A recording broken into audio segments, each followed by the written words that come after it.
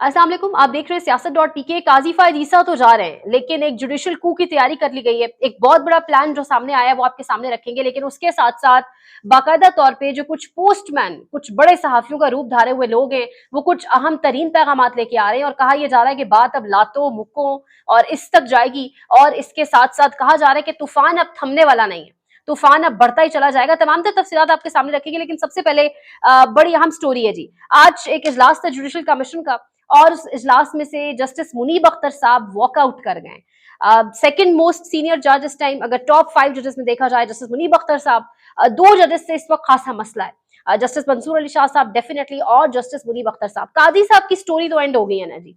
काजी फायद ईसा साहब को अब एक्सटेंशन मिलते दिखाई नहीं दे रही।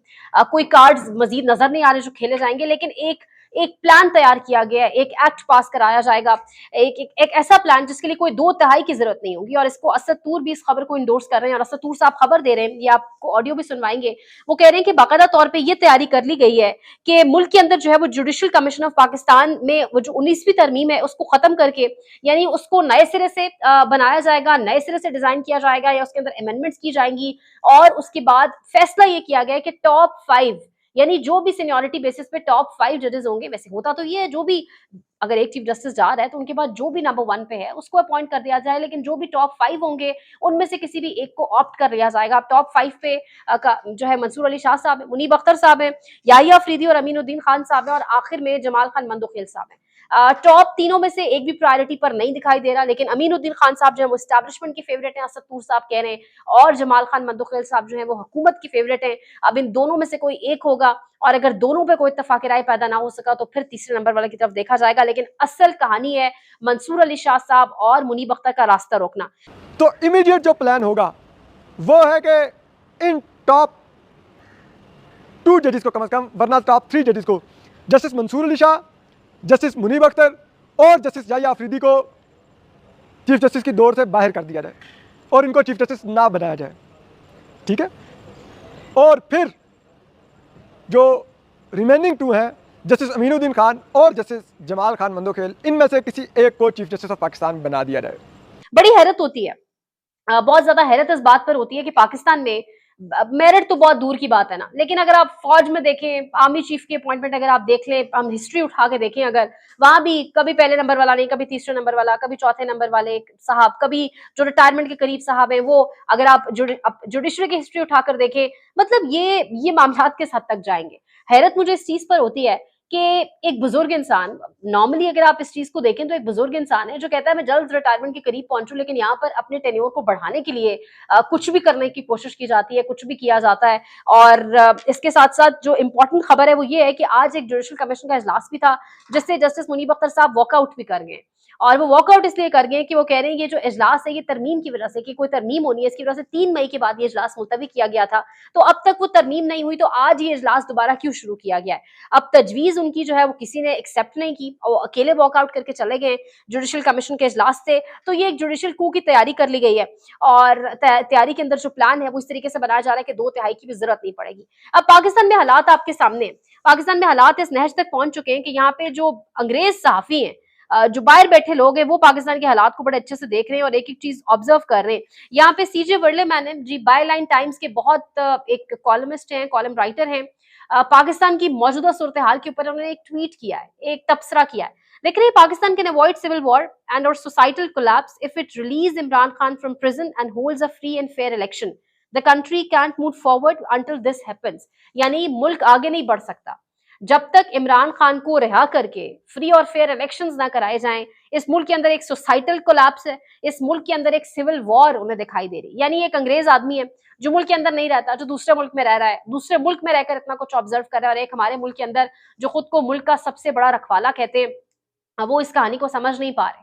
वो समझ नहीं पा रहे कि हम क्यों मूव फॉरवर्ड नहीं कर पा रहे पिछले 2-2.5 साल से। और अवाम समझ जरूर गई है, अवाम को एक एक चीज समझ आई है, अवाम ने समझाई भी 8 फरवरी को। अवाम जो असल रखवाली है, जो असल में अब ताकत है मालिक है पाकिस्तान की, उसने बता दिया कि पाकिस्तान के लिए क्या जरूरी है, लेकिन वो समझने वाले समझ नहीं पा रहे। जबकि बड़ा अच्छा और मुफीद मशवरा दिया गया इनकी जानिब से कि Pakistan can not move forward, until और अनलेस आप उसको रिहा करें और आप इलेक्शंस करा लें। अब ये बात सिर्फ वो बैठा नहीं कर रहा, मुल्क के अंदर बहुत से लोग कर रहे हैं। कैसर बंगाली साहब जिन्होंने अब से कुछ दिन पहले आपकी मईशत के ऊपर तबसरा किया, उन्होंने आके टीवी की स्क्रीन पर बैठ के बताया, किसी जमात से उनका ताल्लुक नहीं है, उन्होंने बताया आपको कि किस तरीके से जो है वो आपकी मईशत कहाँ जा रही है। आज उनकी एक और इस टाइम ये ऑडियो आपको सुनवाएंगे जो इस टाइम वायरल हुई है, और वो कह रहे हैं कि जो मुल्क के अंदर जो हालात हैं, चाहे आप फौज की बात करें, चाहे आप सिविलियंस की बात करें, कोई इतना अहल नहीं है कि हुकूमत चला सके। सिर्फ यही नहीं, वो कह रहे हैं कि मुनाफा जो है, फौज जितने भी कारोबार करती है, अव्वल तो वो कह रहे हैं फौजियों को कारोबार करना ही नहीं चाहिए, ये आम आवाम का हक है। ये उससे मिलती जुलती अल्फाज आपको दिखेंगे जो केपी के असेंबली के अंदर कुछ ऐसे ही अल्फाज इस्तेमाल हुए। बहरहाल वो कह रहे हैं कि फौज जितने भी कारोबार फौजी करते हैं, उसका मुनाफा डायरेक्टली फौजी फाउंडेशन को जाता है और प्राइवेट सेक्टर को कोई फायदा नहीं होता। प्राइवेट सेक्टर उल्टा दिन ब दिन मफलूज होता चला जा रहा है और 1 रुपए का फायदा भी प्राइवेट सेक्टर को नहीं दिया जाता। यानी खुलकर तनकीद उन्होंने की है, आज खुलकर उन्होंने इस हवाले से बात की है और वो कह रहे हैं कि पाकिस्तान में हालात जो हैं उस पर मजीद आज उन्होंने खुलकर बोला है। यानी सब एक एक बंदे को एहसास होता चला जा रहा है, सबके अंदर रियलाइजेशन स्ट्रांग हो रही है कि पाकिस्तान किस तरफ जा रहा है। लेकिन अगर किसी में नहीं हो रही तो वो जो पीछे बैठ के फैसले कर रहे हैं बंद कमरों के पीछे, जो कभी किसी से 7-7 8-8 घंटे की मीटिंग करते हैं।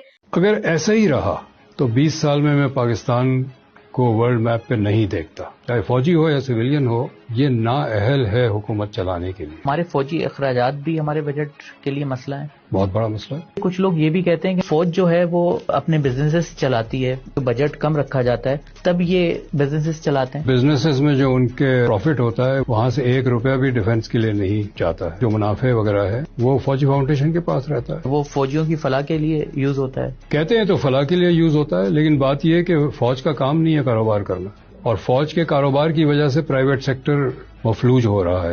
एक और बड़ी अहम खबर वो भी आपके साथ शेयर करेंगे, लेकिन उससे पहले ये पोस्टमैन का किरदार कुछ सहाफी डाकिया ज्यादा है, सहाफी कम है। कल बड़ी नीचे कमेंट्स आप लोगों ने किए हुए थे कि मुनीब फारूक को सहाफी ना कहा जाए, लेकिन ये कुछ ऐसे लोग हैं जो टीवी की स्क्रीन पे एक लंबे अरसे से बैठे हुए हैं, लिबादा इन्होंने सहाफत को ओढ़ा हुआ है। अब मुनीब साहब जो है, मुनीब फारूक साहब साथ उनके बैठे हुए हैं सोने पे सुहागा तलत हुसैन साहब, ईसे के गवाह मूसा, और वो बैठे हुए और कह रहे हैं मुनीब फारूक साहब उन्हें कि वो डिस्कशन गालिबन कंक्लूड कर रहे हैं। वो उन्हें कह रहे हैं कि अब ये ऑडियो आपको सुनवाएंगे। वो कह रहे हैं कि ये बात जो है वो लितरों पे जाएगी, लितरा लितरी होगी, यानी लितर पढ़ेंगे, मुक्के पढ़ेंगे, धौंसों पे बात जाएगी, और ये साथ एंजॉय कर रहे हैं ये कहते हुए। यानी ये चीज कहते हुए उनके चेहरे पे आपको कोई शर्म महसूस नहीं होगी। शेमलेस पीपल, शायद ऐसे लोगों के लिए लफ्ज बना है। बड़ा एंजॉय करते हुए कह रहे हैं लितर किसको पढ़ेंगे, आम आवाम को, आम लोगों को लितर क्यों पढ़ेंगे कि अगर कोई गवर्नर राज लग गया तो अवाम निकली, या अगर वैसे अवाम निकली, अवाम ने जलसे जुलूस किए, रैलियां की, तो जी लितर पढ़ेंगे। ਹੁਣ ਸਰ ਲਿਤਰੋ ਲਿਤਰੀ ਤੇ ਚੰਡੋ ਚੰਡੀ ਹੈ, ਸਿੱਧੀ ਦੀ ਗੱਲ ਹੈ ਜਿਹੜੀ ਮੈਂ ਹੀ Khoje. On this massive Potwari note, we have to leave it there कि चंडो चंडी ते मुक्को मुक्की। नजम सेठी साहब का ये एक ऑडियो आप सुनिएगा।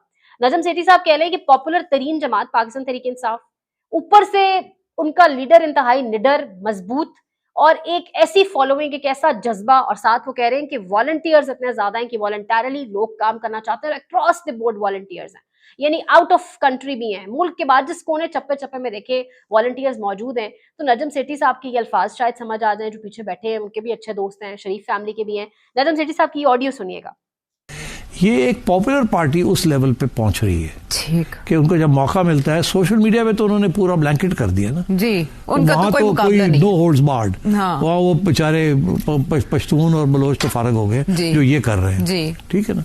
तो इस तरफ ये 2 pronged स्ट्रेटजी, 3 pronged स्ट्रेटजी चल रही है। सोशल मीडिया के ऊपर नो होल्ड्स बार्ड लगे हुए हैं वो, और इधर से कानून बनाने की कोशिश की जा रही है, पकड़ दकड़ करने की कोशिश की जा रही है। सारा पाकिस्तान अब पकड़ दकड़ में, और उनकी जो सोशल मीडिया वो लगा हुआ है, ठीक है। And they are not short of funds, they are not short of volunteers, they are not short of anything.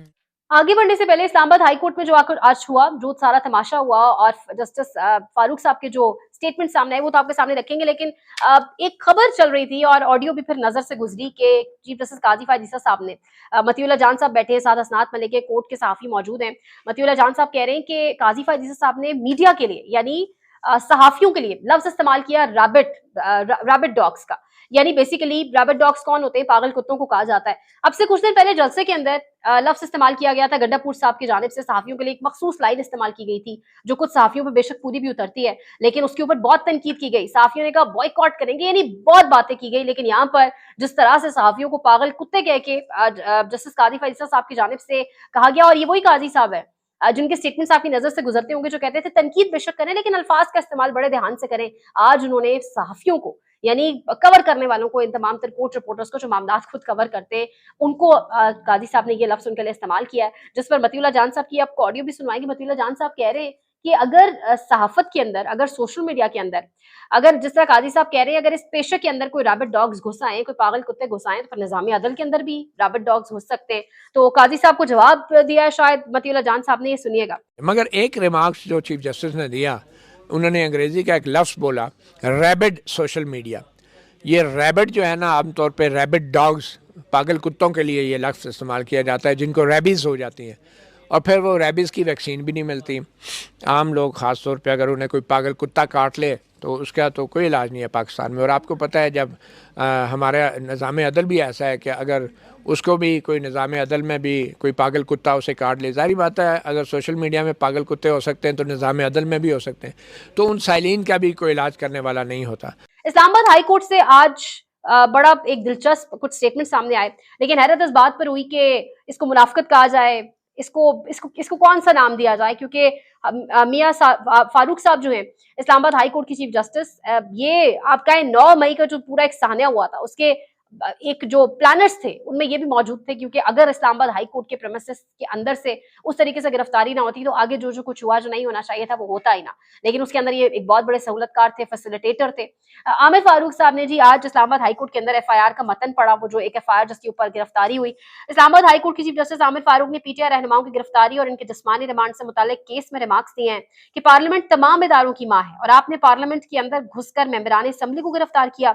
Islamabad high court के केस की समाअत के दौरान सरकारी वकील से मुकालमा भी किया, जिस पर जो अटॉर्नी जनरल साहब हैं उन्होंने कहा कि बड़ी सख्त तकरीर की गई स्टेज से, जिसकी वजह से ये रिजल्ट आया, जिस पर उन्होंने कहा कि सख्त तकरीर अगर की गई है तो इसका मतलब ये तो नहीं होता कि अगर किसी ने कोई कत्ल कर दिया आप डायरेक्ट उसके साथ ये काम करेंगे। हर किसी को अपने हक में सफाई पेश करने का मौका दिया जाना चाहिए। लेकिन जो इंटरेस्टिंगली हुआ वो ये हुआ कि आमिर फारूक साहब ने कहा कि ये FIR बहुत दिलचस्प दिखाई दे रही है, ये FIR लिखने वाला बंदा कौन है, बड़े अरसे बाद हमें कोई कॉमेडी देखने को मिली है। और उन्होंने कहा कि FIR कम और लग रहा है कोई रजिया गुंडों में फंस गई है। यानी इस किस्म के रिमार्क्स आज जो इनकी अपनी फेवरेट अदालत, फेवरेट जज, उसकी जानिब से भी। और ये भी कहा गया कि वो जो FIR में जो लोग नामजद है, जो पुलिस एहलकार, उनको बुला के पूछे तो सही कि उनकी ट्रेनिंग कहाँ हुई है, कैसी हुई है, कि यानी एक PTI का लीडर आया और वो स्पाइडरमैन सुपरमैन बन के आपसे कोई गन छीन के ले गया, कोई क्या कर गया। तो ये आज इंटरेस्टिंग इस्लामाबाद हाई कोर्ट के अंदर गुफ्तगू सामने आई है। देखते रहिए सियासत.pk। पाकिस्तान में इस वक्त सबसे बड़ा मसला बोलने का है। पाकिस्तान में बोलने नहीं दिया जाता, जुबानें खींच ली जाती हैं, डर है, खौफ है, टेरर है। पाकिस्तान का मीडिया मुकम्मल तौर पर कंट्रोल्ड है, वेल मैनेज्ड है, एक मैसिव सेंसरशिप है। इसी तरह का दबाव पाकिस्तान में सियासत.pk भी फेस कर रहा है, जिसे पाकिस्तान भर में गुज़श्ता कई महीनों से मावरा आइन, मावरा कवानीन मुकम्मल तौर पर बंद कर दिया गया है, मुकम्मल तौर पर बैन कर दिया गया है। सियासत.pk की नशरियात को लिमिटेड करके पाकिस्तान में छोड़ दिया गया है। तमाम तर कानूनी मुआवजे के ऊपर आवाज उठाई गई, दस्तक दी गई, लेकिन हर तरफ से खामोशी है, सन्नाटा है, कहीं पर कोई सुनवाई नहीं है, कोई सुनने को तैयार नहीं है। लेकिन इसका हल क्या है? क्या खामोश हो जाएं? क्या सवाल ना करें? क्या मालूमात आप तक ना पहुंचाएं? क्या इंफॉर्मेशन आप तक ना पहुंचाएं? मालूमात भी पहुंचेगी, इंफॉर्मेशन भी पहुंचेगी, सवालात भी उठेंगे, लेकिन अब आपने रोल प्ले करना है, आपने अपना किरदार अदा करना है। और छोटा सा एक प्रोसीजर है, प्रोसेस है, उसके बाद आप अपना किरदार अदा करें और हमारी मदद करें। पहले आपने यह करना है कि हमारे YouTube चैनल को सब्सक्राइब करना है, उसके बाद ज्वाइन के बटन के ऊपर जाना है, क्लिक करके हमारा मेंबर बनना है। या फिर दूसरा ऑप्शन यह है कि आपने वीडियो की डिस्क्रिप्शन में जाना है, वहां पर पैट्रियन का लिंक मौजूद होगा, उस लिंक के ऊपर क्लिक करें और हमें सपोर्ट करें, हमारा हिस्सा बने, हमारी ताकत बने। ख्याल रखिएगा। अल्लाह हाफिज।